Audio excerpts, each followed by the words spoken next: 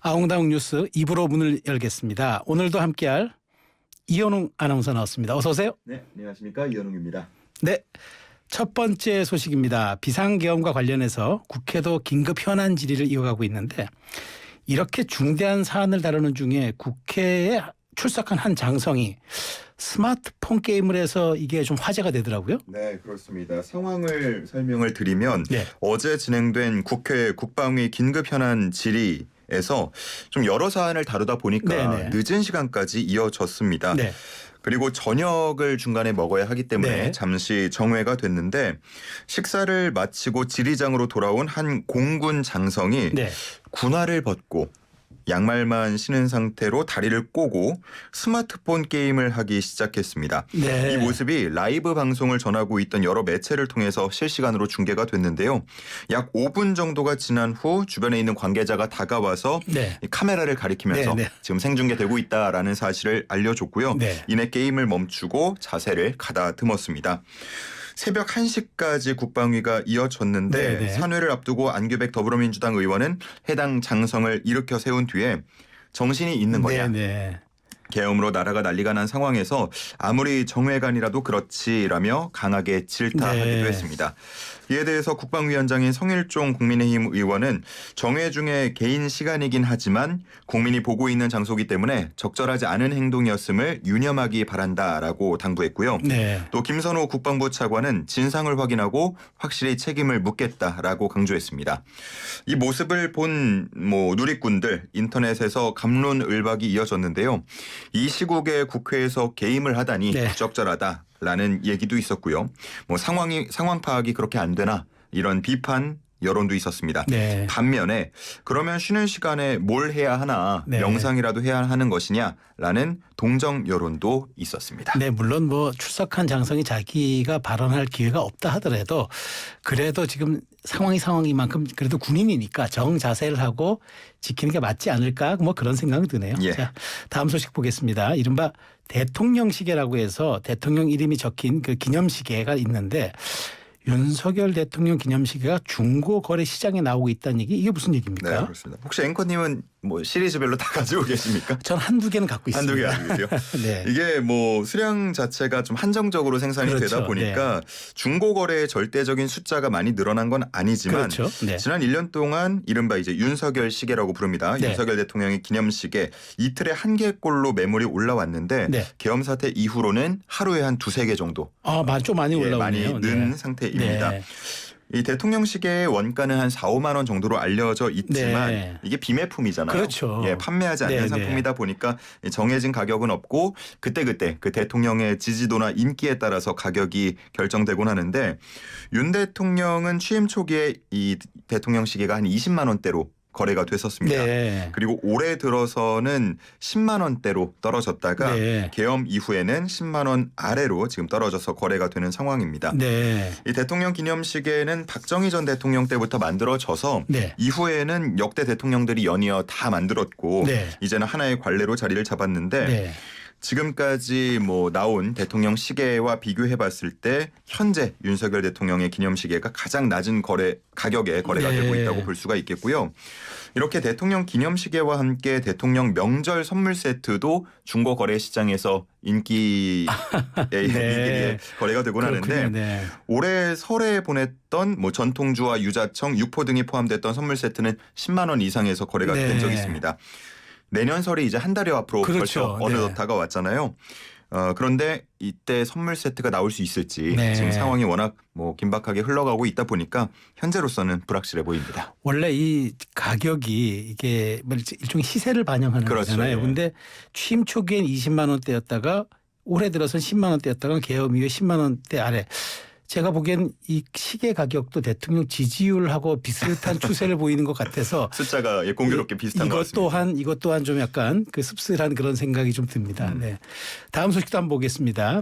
어쨌든 이번에 계엄 사태 후폭풍이 상당히 큰데 이번 일로 인해서 44년 전 계엄 상황에 대한 관심도 커지고 있는데 그 당시를 배경으로 한 영화들 이런 게 역주행한다. 이런 소식이 있네요. 네, 뭐 대표적으로는 서울의 봄 꼽을 수가 있겠죠.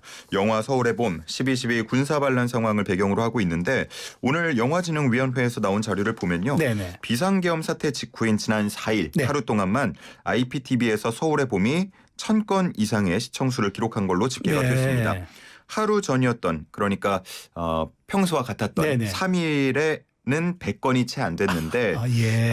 하루 만에 1000% 이상 아유, 증가했다라고 엄청난 볼 수가 있겠고요. 증가세입니다. 예, 일간 박스오피스 순위 역시도 23위 정도 하다가 3위로 뛰어 올랐고 그 이후로도 뭐 5일, 6일, 7일, 8일 쭉쭉 시청수가 늘면서 네. 지금 여러 최신작들을 제치고 시청 톱10 차트에 이름을 올리고 있습니다. 아이고, 그렇군요. 그리고 OTT 웨이브가 집계한 결과를 보더라도 네. 5.18 민주화 운동을 배경으로 한 영화 택시 운전사가 1000% 이상 시청수가 증가한 것으로 전해지고 있고요. 5월의 청춘 역시도 300% 이상 시청수가 늘었습니다. 네. 이렇게 영화계의 역주행 바람이 불면서 정작 신작들은 울상인데요. 그렇겠네요. 예. 연말이지만 연말 분위기 안 난다라는 얘기들 많이 하시잖아요. 네. 그래서 지금 뭐 개봉에 대한 부담이 상당히 커진 상황입니다. 그렇군요. 크리스마스 이브에 개봉할 예정이었던 영화 괜찮아 괜찮아 괜찮아는 결국 보다 좋은 환경에서 관객들과 만나기 위해서 부득이하게 개봉을 연기한다라는 아유, 공지를 냈고요. 그렇군요. 네. 또 내일로 예정됐던 영화 동하지만 청불입니다의 제작 보고회 행사도 취소됐습니다. 이유에 대해서는 내부 사정이라고 밝히긴 했는데 비상계엄의 여파 아니겠냐는 해석이 네. 나오고 있습니다. 그런가 하면 올 연말에 가장 주목받는 대작 하얼빈은 오히려 개봉일을 하루 앞당기기도 했는데요. 아, 네. 이 영화가 안중근 의사의 하얼빈 의거를 배경으로 하고 있는 만큼 근현대사에 대한 관심이 높아진 지금 오히려 더 주목을 받을 수 있다는 전략으로 풀이되고 있습니다. 네. 영화 하얼빈의 홍보 일정은 다음 주로 잡혀 있는데 이 역시 예정대로 진행할 것으로 보입니다. 그렇습니다. 사실 이번 계엄도 우리 역사에서 45년 만에 다시 발동이 된 거잖아요. 그러다 보니까 아무래도 이제 그런 우리 근현대사와 관련 있는 역사물들이 지금 개봉을 하면은 아무래도 우리 국민들의 관심과 맞물려서 흥행 가능성도 좀 커지니까 이것도 영화 전략의 한 방편으로 봐야 될 것 같네요. 네. 자, 그럼 이제 마지막 소식 전해야 될 것 같은데 연말이 되면 한 해를 돌아보면 여러 집계가 나오는데 구글이 검색어로 돌아보는 2024년 목록을 발표했다는데 흥미로운 얘기가 많이 있을 것 같은 생각이 드네요. 네, 한번 설명을 드리겠습니다. 네네. 참고로 먼저 말씀을 드리면 네. 이게 절대적인 검색량이 기준이 아니고요. 네. 전년과 비교했을 때 얼마나 많이 늘었냐. 아, 그러니까 상대 대비군요. 예, 네네. 그렇습니다. 그거를 기준으로 한다라는 네. 점을 미리 말씀을 드리겠습니다. 뭐 일단 가장 궁금하신 게 역시나 뭐 계엄령 그렇죠. 이 몇 위일 것인가 네. 일 텐데 2위입니다. 어유. 예. 1위가 아니었네. 1위가 아니고 네. 2위를 기록했습니다. 네. 이 구글의 검색량을 집계하는 구글 트렌드 집계라는 게 있는데 네네. 이게 0부터 100까지 숫자로 나타냅니다. 계엄 직전까지도 0 수준이었던 계엄령이요. 그러니까요.